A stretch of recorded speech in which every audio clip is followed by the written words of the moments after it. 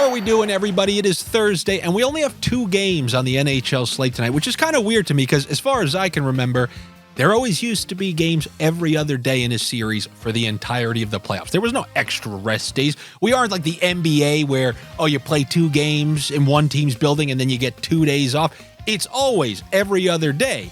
And that's part of the reason why so many teams get crippled when they play 7-game series, then another 7-game series. Like, you guys remember the Rangers from 2 years ago. 7-game series against the Penguins, 7-game series against Carolina, and then they crapped out halfway through the Lightning series. And then, you got to love when teams get eliminated, then they just finally admit things. Like, remember last year when the Panthers had that grueling run, and at the end, they're like, Matthew Tkachuk, he was trying to play half dead. He was almost dead, and he tried to play through that. And they always let you know. I remember the Rangers said, we were dead halfway through that Tampa series.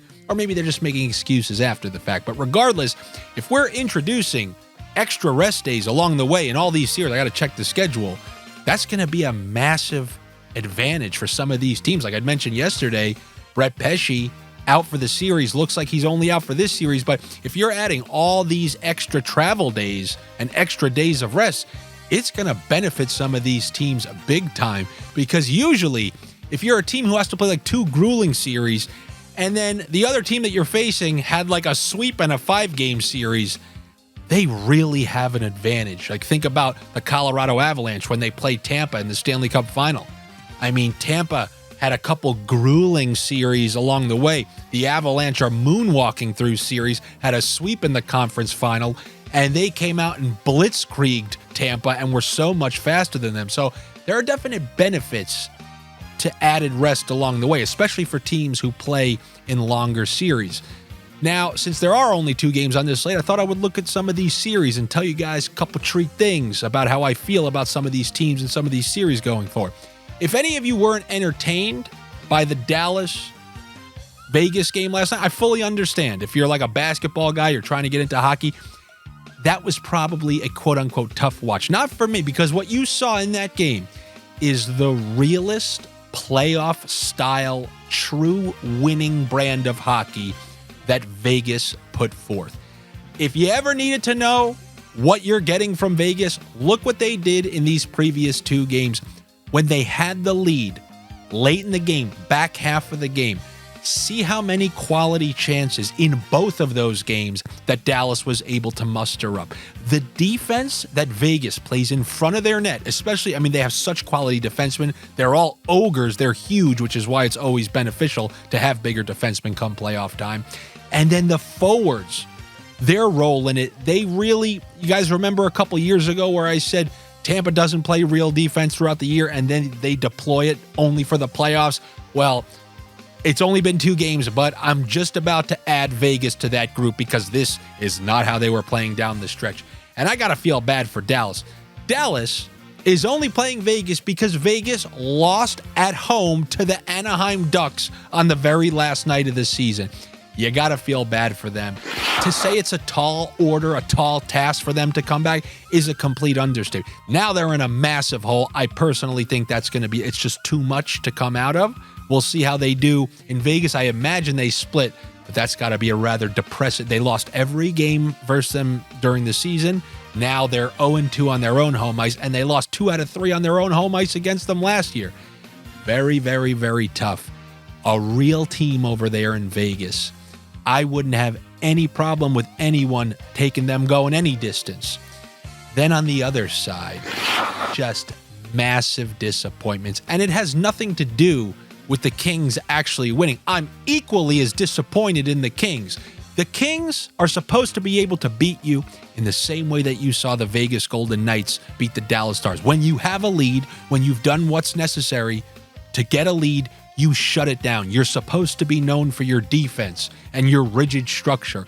Allowing Edmonton to come back 2 goals down, and then again in the third, congratulations, you got the win. And then on the other side, roller hockey, welcome to town. 4 goals for Skinner in a beatdown, and then 5 goals. They can't win. They can't win at all.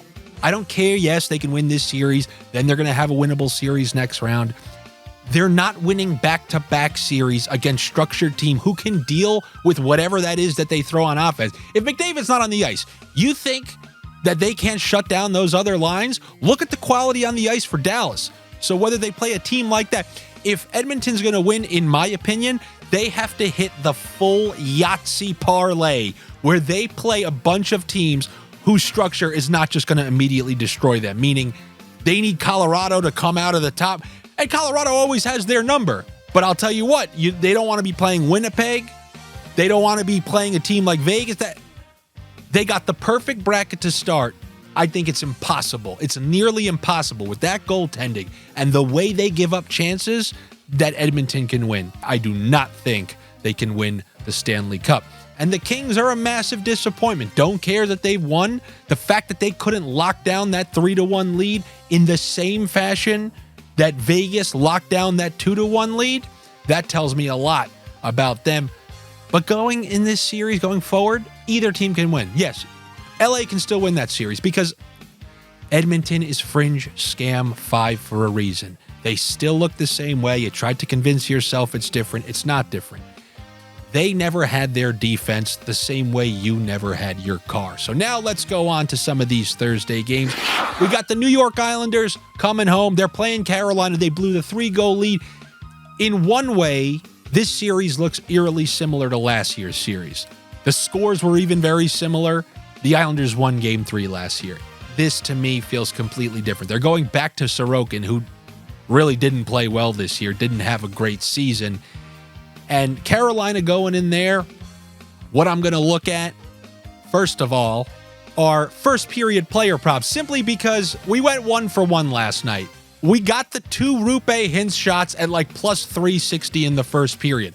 And yesterday I teased, if you're down 0-2 in the series, that first game at home, you should be pumping shots toward the net. However, against a defensive team like Carolina, I'm a little bit worried, but they are introducing D'Angelo into the lineup, so maybe there will be a few more chances. The problem is the Islanders don't have guys who just fire it at the net like that. So I'm actually going with the best price I can find because this is a guy I know will shoot as soon as he gets the lane. I'm going with Noah Dobson, 2 first period shots for plus 500. Let's see. I'll keep doing it as long as we're still profitable. We did 1 bet, so that's plus 360. So let's just use, just because it's easy for everyone, let's pretend I put $100 on it. So we're up 360. Let's put 100 of that 360 on Noah Dobson, 2 shots in the first period. Then elsewhere in that game, I think Carolina is going to win this game, but the same way I've told you, sometimes I'm looking for ways to avoid taking the money line, especially if those ways provide me a better price. I'm going with the over 3.5 goals for Carolina. Now, last year, the Game 3 between these teams, because the first 2 games have looked eerily similar in terms of the score. Last year, the Islanders won it, but it was like 2-1 late in the third period. This feels completely different. That looked like a game when you drop a 3-goal lead in a Game 2, when you're a huge underdog in a series, usually that series ends up a sweep. So rather than taking Carolina minus 160 or something like that, I'm going to go over 3.5 goals for the Carolina Hurricanes. Don't forget, down 2, down 3 was a massive goalie puller. So I swear to you, if this is 2-1 in the third period, you still might clear this one. And then looking at some of these Carolina players, you're showing me Marty Necas, who always seems to play well against the Islanders. The Islanders are switching to Sorokin in this game. And Necas, he can kind of pick corners. And Sorokin's weakness, he's great down low, but he can get a corner picked on him. So I like Necas, just an even point prop for a guy of his quality. Does get some power play time, but he's still pretty good at even strength. And then that top line, they sent Jarvis down to the third. Svechnikov is on the stacked line of Gensel, Aho, Svechnikov. Just give me the best price on that line. That best price is Svechnikov at minus 130. I'll remind you guys, the best part about hockey is it's not like the NFL. If this was the NFL, his point prop would be minus 160 or something like that. But because he's been playing on that third line recently, we're still getting the third line price. But he's playing with Aho and Gensel. So, yeah, I will take minus 130 for Andrei Svechnikov. And then Marty Necas, but do not parlay those together because they're on the same power play, but they're not on the same 5-on-5 line. So I don't like including players who are not on both. So don't parlay those together. I would rather I would rather a different assortment of players. Like, if you're going to do that, I'd rather you then take the over 1.5 points for Gensel with the assist for Aho, because at least those guys have top line and power play correlation. So that's what I like in that game. And then we have another team who's going down 0-2. The Tampa Bay Lightning are going to play the Florida Panthers in, yes, a must-win game. This game 3 is Tampa's it's frustrating because Tampa's been in both of those games, and now they really need this one. It's tough to try to isolate who would blast a lot of shots just because these games are so intense that I don't think it's just going to be like Tampa coming out of the gate and going wild, blasting a bunch of shots. But I do think that over the course of 60 minutes, it's not going to be Florida controlling the play and, doubling up Tampa on shots, which we've seen at stretches already in this series.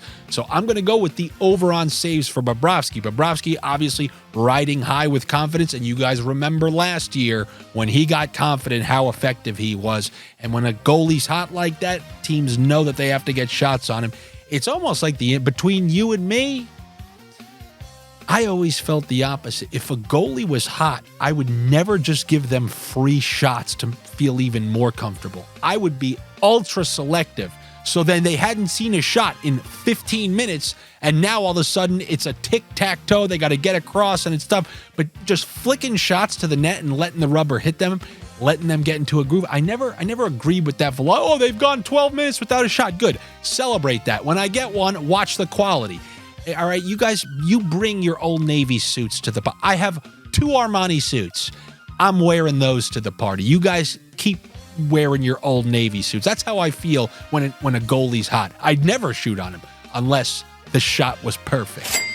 And then anybody who's watched Carter Verhaeghe knows he's a pretty streaky player. Come playoff time, he's a pretty clutch guy. But one thing he never is hesitant to shoot. Now, we got to see Sam Bennett's status because we're probably going to have some line juggling.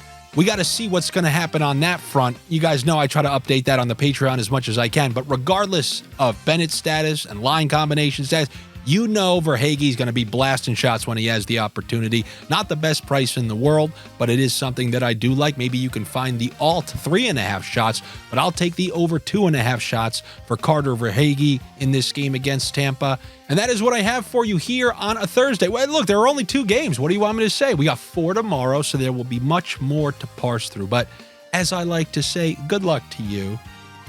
Better luck to me. Yes, I still demand the better luck after all this time.